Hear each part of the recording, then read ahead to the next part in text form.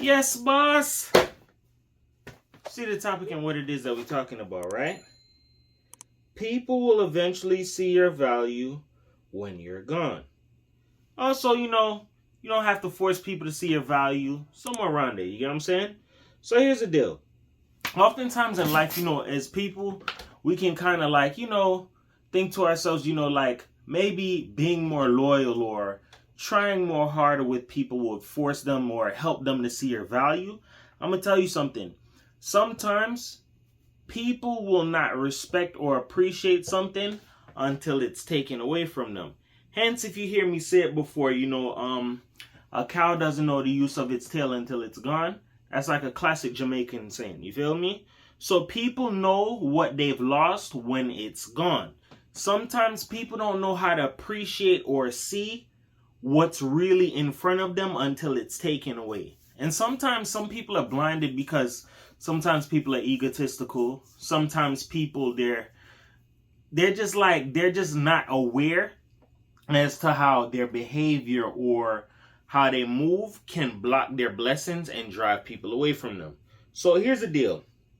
If you feel like, maybe I have to try harder to show people, I'm the right person for you, or I'm a good friend, or I'm a good person to have around, you're going to end up burning yourself out in that situation. So it doesn't make sense. So it's best to what? Go AWOL. So here's the deal.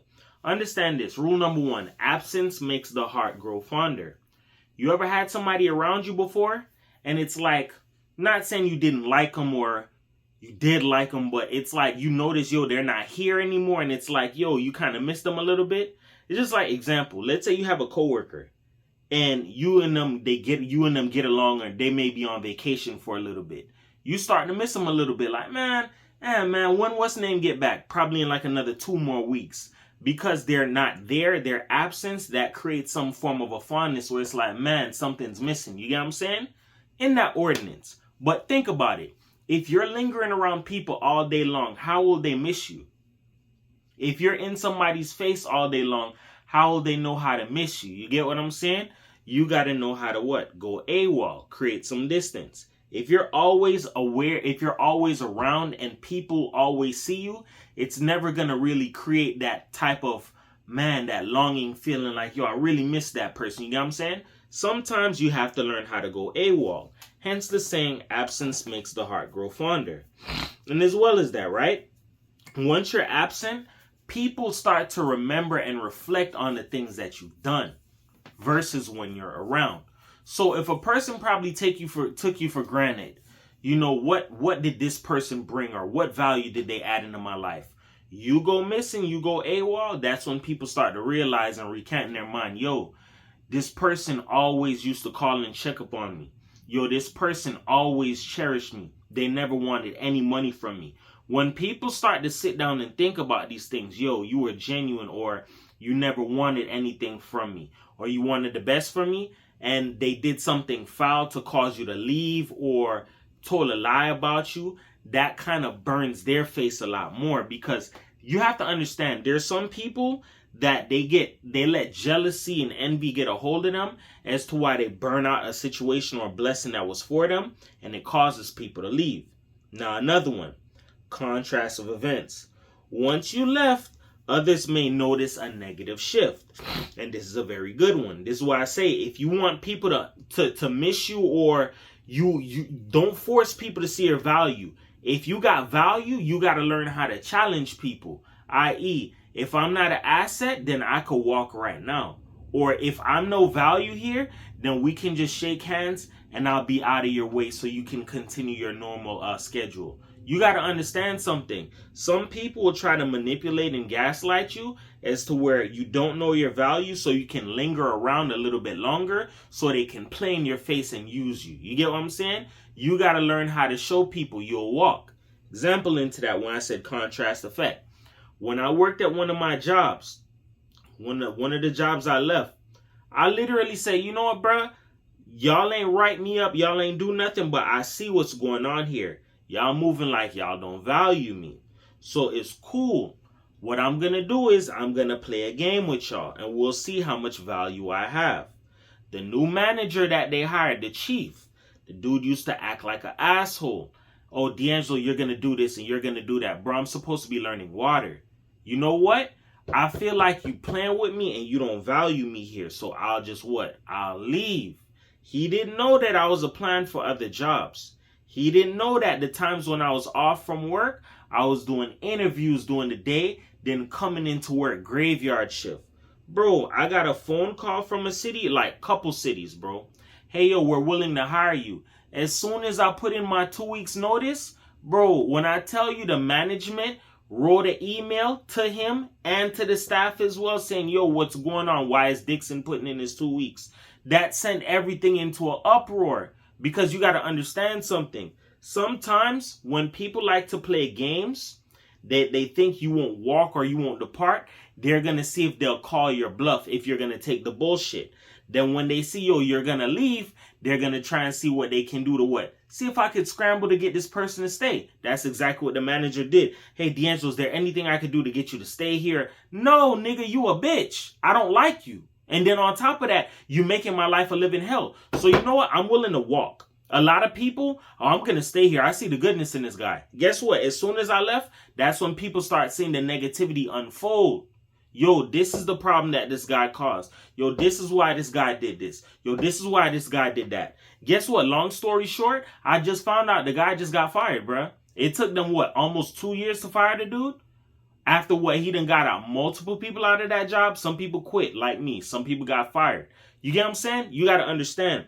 After certain things, people are going to start to see a negative shift in power. Yo, because this person is in power, this person is running the show, it caused a domino effect. You lost this person quit, this person got fired, this person walked. It's going to change the environment to where people are going to be forced to see the BS that you had to deal with. You get what I'm saying? Next thing into that, familiarity bias, right? When you're present and you're contributing to something, people can take advantage of that, right? I want to explain that to you. Let's say you're part of a team. Let's say like a football team or a basketball team, right? Let's say, matter of fact, make it easy. You're on basketball, right? You're one of the people that comes off of the bench, like a 6-man. You can shoot, you can play defense, you can do all of that. Because you're present, you're familiar with people, people are familiar with you, they overlook and take advantage and take for granted the things that you do, thinking, this person is what? Replaceable. How many times have you ever heard the famous saying, some people are irreplaceable? You ever seen a situation pop off where some people got cut from a team or traded, and it's like that team suffered before they could find somebody that could really fill that person's role? Why? Because people overlooked them. They took advantage of the situation. Yo, why is it that we can't replace this person? Because you underestimated their role. You took that person for granted thinking that, yo, I could replace them. Some people in this world are irreplaceable. Some people, they're not just a one-trick pony. Some people are like all-purpose. You could put them in any position and they're going to shine. And then there are some people, when they cut these people out of whatever it is, being biased, ego-driven, whatever, that's when it causes like a domino effect where because this person was handling this, and you can't handle it, you're going to have to what? Force and find somebody to fill those roles. You ever seen this happen before in a job? It doesn't have to be sports. Yo, I fired this girl. Or what did she do? She filed paperwork. She set the appointments. She did this, that, and the third. And guess what? Now that they're gone, it's hard to find somebody to fill their role. And probably all this person was asking for was something bare minimal. Yo, just give me a small raise. I'll continue doing this. Or just treat me with a little bit of respect. Or show a little bit of appreciation. It's the bare minimal things that people do not use or choose to ignore that cause them their biggest downfall. You get what I'm saying? That's why I tell you, you don't have to force anybody to see your value. You don't have to tell a person, hey, I'll leave. If you know you got value, pick your ass up and walk. That's how you get people to what? Respect you. Because sometimes people feel like the ways how they move with you, you're going to take it just like the other people before you took it. You got to show people I'm not the person to play that game with. You get what I'm saying? That's where that situation can crumble. As well as that, increase reflection. After someone departs, colleagues or friends might engage in discussing the things that they've done. So example, let's say people probably underestimated you in the role that you provided on a team or in a situation, a job or whatever, right? After you're gone, reality is going to have to set in. Yo, so you mean to tell me this person used to do this, and you got rid of them? Or you couldn't treat them with some decency or respect? That's going to force people to reflect. Dog, I got to do this person's job now. This is what they were doing? Yo, this person used to do what? They used to file papers, send emails, do this, clean up this, handle that. I'm not doing that. That forced people to recant in their mind. Why do you think some people give some people a negative name? Because it's out of jealousy. Then once they force that person out of the situation, they start to reflect. Yo, this person really was valuable. But guess what? This is where people screw themselves up, dog. They let time go on for so long, so many years, before you know it, reality finally hits them. You know what, man? It was my fault why you walked. I want you to come back. No. You know how many times you would hear of a situation of somebody wanting back an old situation or wanting back what they had before? Because why? They mistreated it. And now it's like, oh shit, I know the value this person brought to the situation. Yo, I got to see how I could get this back. That's just like when a person let go of a female or a person lets go of a guy. Yo, that was the person that would probably been your best match.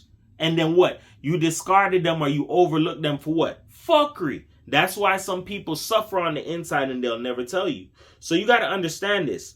After some form of time, that's why I said in the first one, absence makes the heart grow fonder. After so much time has gone on, you're no longer there in the situation. You're no longer around these people. They have to sit down within themselves and remind themselves, yo, this person really did have value. And why is it that they're not here? Or why did it take so many years for us to actually say something or admit this? Because guess what? Some people are prideful. And some people let time go on before they could say, yo, I'm sorry. But sometimes that I'm sorry is what? It's too late. Time done already went on. Change and adaptation. People may find themselves needing to adapt to new roles and dynamics, making them more aware. So let's say let's say at a job, a person got fired.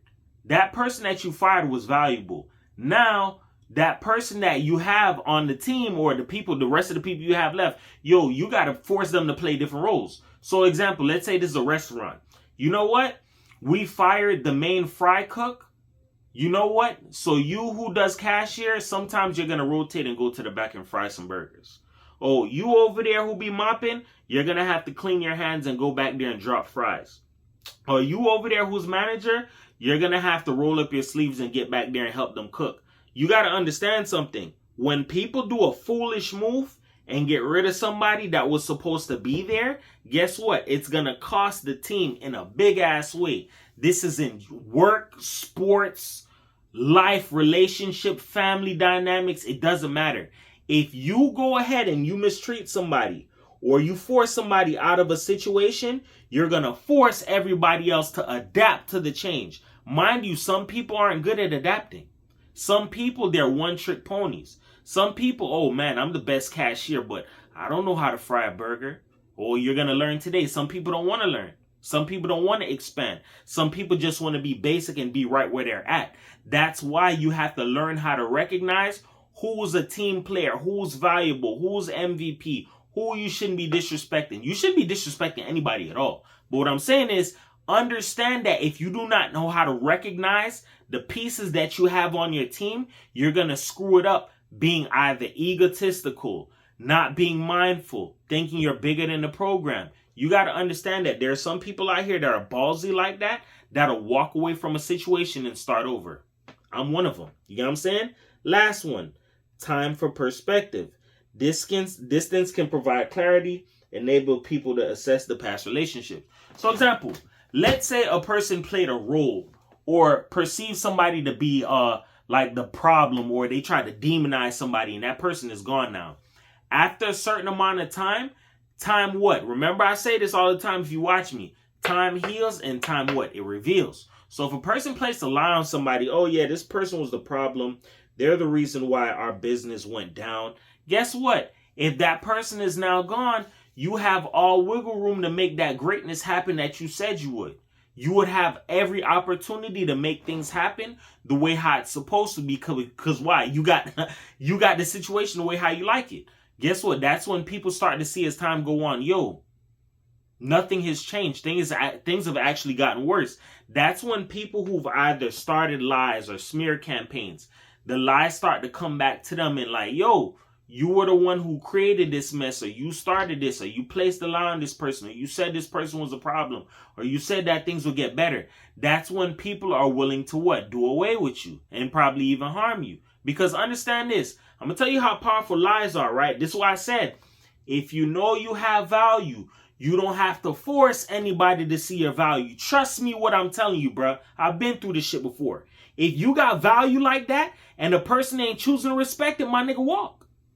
That's with anybody. That's with a female. That's with friends. That's with family. I don't give a fuck. You could be the baddest female, the whole, everybody. I don't give a fuck. You don't respect me. You don't see certain things. I'm going to walk and I'm going to show you. You got to learn how to call people bluff and let people understand you're not the person to fucking play with.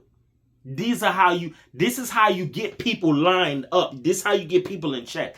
Do not play that game with me. Whatever game you play with Tom, Dick, and Harry, you can't play that game with me. You get what I'm saying? These are how you show people how powerful. These are ways you show people that you're powerful without doing anything. You don't have to get handsy with somebody to show them that you're powerful. You could do the bare minimum. You just pull out from the situation. I ain't got to do this no more. That's when people start to what? Panic. You get what I'm saying? Because when some people have created a narrative or created a situation and probably use you to create a situation, they think that you're going to be there. The last thing they want is for you to walk away. That's what I'm telling you. You want to see if you got value? Walk away from the situation. See how long that shit lasts for. It'll crumble eventually. You get what I'm saying? With that being said, remember this. Words can help you. They can hurt you. But here on my channel, I just want to uplift you because everybody's a champion. Nobody's a loser, man. In life, just remember this. It sucks that sometimes you may give out your hardest effort. Some people may not see it. But I'm telling you right now, if you want to give yourself some self-respect and some decency, you're not being respected in a situation or you're not being valued, you're being more tolerated, get up and walk. It's going to be sucky, but at the same time, it's better for you to walk and start over than to be in a situation where you're not being respected and you're not being appreciated. You get what I'm saying? It's better off you just walk and start over and do something new. Let people in the lies and the games that they played crumble on its own, and then that's how the truth gets revealed. You get what I'm saying? 444 the world, man. Peace.